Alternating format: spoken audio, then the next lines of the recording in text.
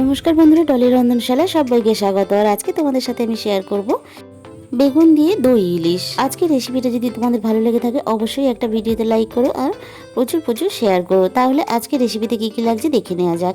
আমি এখানে তিনটে ছোট বড় সাইজের তিনটে বেগুন নিয়েছি, আর বেগুনের মধ্যে আমি দিয়ে দিলাম স্বাদ মতো লবণ আর অল্প একটু হলুদ গুঁড়ো। এবার বেগুনটাকে আমি খুব ভালোভাবে লবণ আর হলুদ দিয়ে মেখে নেব।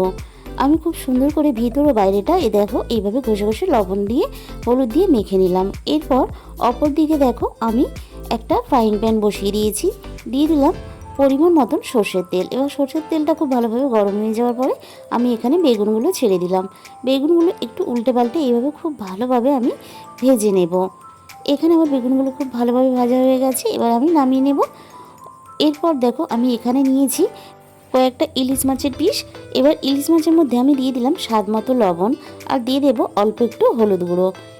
আর আমি এখানে দিয়ে দিলাম 1 চামচ পরিমাণ ছোটো চামচের সর্ষের তেল।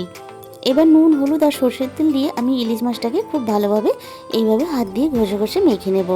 ইলিশ মাছটা আমার এখানে এইভাবে মাখানো হয়ে গেছে।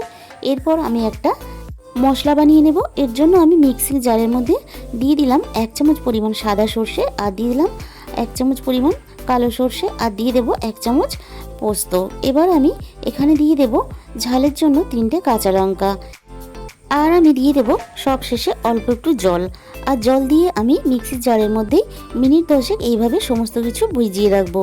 মিনিট 10 পরে আমি একটা পেস্ট বানিয়ে নেব। এরপর আমি অপর দিকে একটা এরকম বড় সাইজের টিফিন বক্স নিয়ে নিয়েছি, আর টিফিন বক্সের মধ্যে দিয়ে দিলাম হাফ বাটিরও একটু বেশি ফ্যাটানো টক দই। আমি এখানে সমস্ত টক দইটা দিয়ে দিলাম। এরপর আমি টক দইয়ের মধ্যে দিয়ে দেবো দেখো সর্ষে পোস্ত আর কাঁচা লঙ্কা দিয়ে যে পেস্টটা বানিয়েছিলাম সেই পেস্টটা এখানে দিয়ে দিলাম। এরপর আমি দিয়ে দেব অল্প একটু চিনি। আমি স্বাদের ব্যালেন্সের জন্য অল্প একটু চিনি দিলাম এখানে। এবার সব কিছু খুব ভালোভাবে আমি একসাথে এখানে মিশিয়ে দেব। আর বন্ধুরা, টক দইটা অবশ্যই তোমরা আগে থেকে এইভাবে ফেটিয়ে দেবে, তা না হলে কিন্তু গ্রেভিটা খুব ভালো হবে না।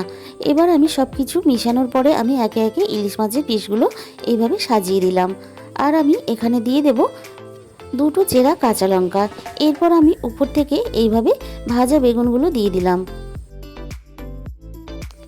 তোমরা একবার হলেও এইভাবে বেগুন দিয়ে দই ইলিশ বানিয়ে খেয়ে দেখো, গরম ভাতের সাথে অসম্ভব সুন্দর খেতে লাগে। আমি এখানে লবণ দিতে আগে থেকে ভুলে গিয়েছিলাম পেস্টের মধ্যে, তাই আমি এখানে অল্প করে লবণটা এইভাবে দিয়ে সব কিছুর সাথে মিশিয়ে দিলাম। ভাপানোর সময় সুন্দরভাবে লবণটা পরে মিশে যাবে। এবার আমি অপর দিকে ওই একই ফ্রাইং প্যানের মধ্যে কিছুটা জল গরম করতে বসিয়ে দিয়েছিলাম। এবার জলের মধ্যে টিফিন কৌটোটা বসিয়ে আমি উপর থেকে শিল নোড়ার যে নোড়া হয় সেটা আমি কিন্তু এখানে দেখতেই পাচ্ছ উপর থেকে এইভাবে চাপিয়ে দিলাম। এটা হতে খুব বেশি সময় লাগে না, আমি মিনিট 15-20 হতে দেব। মিনিট 15-20 পরে আমি চেক করে নিচ্ছি, দেখো জলটা অনেকটা কমে গেছে।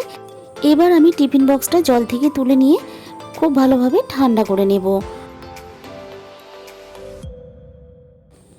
এবার টিফিন বক্সের ঢাকা খুলে আমি তোমাদের দেখিয়ে দিচ্ছি, দেখো কতটা সুন্দরভাবে রেডি হয়ে গেছে। লবণটা যেহেতু আমি একটু পরে দিয়েছিলাম তাই এইভাবে টিফিন বক্সটা আমি একটু ঝাঁকিয়ে নিলাম। আমি এখানে লবণটা চেক করে নিয়েছি, খুব সুন্দরভাবে সমস্ত গ্রেভির সাথে মিশে গেছে। এবার আমি তোমাদের একটা ইলিশ মাছের পিস তুলে দেখিয়ে দিলাম, দেখো কতটা সুন্দরভাবে ইলিশটা সেদ্ধও হয়ে গেছে মশলার সাথে। তাহলে আজকের রেসিপিটা বন্ধুরা কেমন লাগলো অবশ্যই কমেন্টের মাধ্যমে জানিও, আর ভালো লাগলে একটা ভিডিওতে লাইক দিও।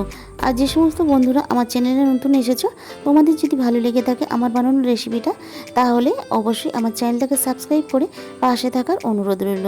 তাহলে এই পর্যন্ত, দেখা হবে অন্য কোনো রেসিপির সাথে।